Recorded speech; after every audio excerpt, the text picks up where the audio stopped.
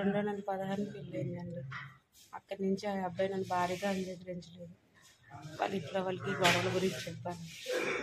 అందుకే ఉంచుకుని ఆడొకరుగా సొంత రిలేషన్, వాళ్ళ రిలేషన్ అదే అక్రమ సంబంధం అనేసి నాకు స్టార్టింగ్ రోజే తెలిసింది. ఫస్ట్ నైట్ రోజు వీడియో కాల్ చేసుకొని అన్నీ మాట్లాడారు. నాకు అది ఉంది, మా అమ్మ నాన్నలు బలవంతకరం నాకు పెళ్లి చేశారని ఏదేదో చెప్పారు.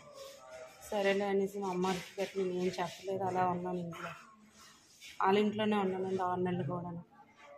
అంటే ఆ అబ్బాయి 5 ముహూర్తాలు తీసాడు, మంచి ఇచ్చేది కానీ ఒక్కసారి కూడా అంగీకరించలేదు. ప్రతిసారి గొడవ పెట్టుకున్నాను.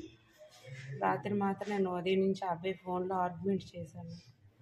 రాత్రి ఇంటికి వచ్చినప్పుడు 10 అయింది, 8 అయింది. వచ్చాడు ఆవులు పట్టుకుని.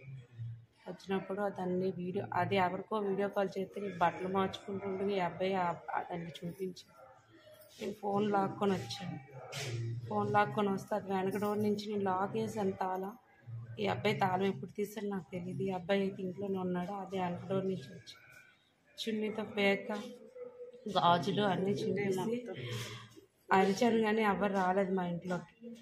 బాటిల్ గడ్డి మందు బాటిల్ ఎక్కడి నుంచి తెచ్చాను నాకు తెలియదు. ఆ ఇంట్లో ఉందని కూడా నాకు తెలియదండి. అది పట్టేసి అరిస్తే ఎవరెవరు వచ్చారు. అక్కడి నుంచి ఎవరు వచ్చారో నాకు తెలియదు, ఏ టైం తెలియదు. అది ఇసిరిసారు. అదేం సార్ మాది జీసగడం మండలం కొబ్బూరు గ్రామం అండి. గొడుసుపూడి సాయి కుమార్ మా సిస్టర్ని కొండల జగన్నాథ్ వలస అనే వంగర మండలం కొండల జగన్నాథ్ వలసలో ఇచ్చామండి. గంధం చిన్నారావు. పెళ్ళైన దగ్గర నుంచి కూడా అబ్బాయి మా సిస్టర్ మంచిగా చూసుకోలేదండి. వాళ్ళ ఫ్యామిలీ కూడా మానసికంగా శారీరకంగా ఇబ్బంది పెడుతున్నారండి. పెట్టినప్పటికీ మా సిస్టర్ కొన్ని రోజులు చెప్పలేదు. తర్వాత ఏంటంటే ఆటోమేటిక్గా బయటకు వచ్చింది. అది ఇదని చెప్పేసి ఎలాగోలా బయటకు వచ్చిందండి. ఏంటంటే ఎలా వచ్చిందంటే వాడికి 10 years నుంచి ధనం అనే ఒక ఆవిడతో రిలేషన్ ఉందండి. అలా వాడు అది 2-3 సార్లు మా సిస్టర్ కళ్ళ ఎదుటి పడిపోయిన తర్వాత అలా బయటకు వచ్చింది.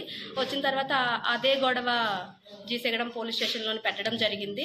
వాళ్ళు వంగరం మండలం సంబంధించిన ఒక 10-15 మంది పెద్ద మనుషులు వచ్చి బయట వరకు కట్టి మా చెల్లిని మళ్ళీ కాపురాన్ని తీసుకెళ్లారు.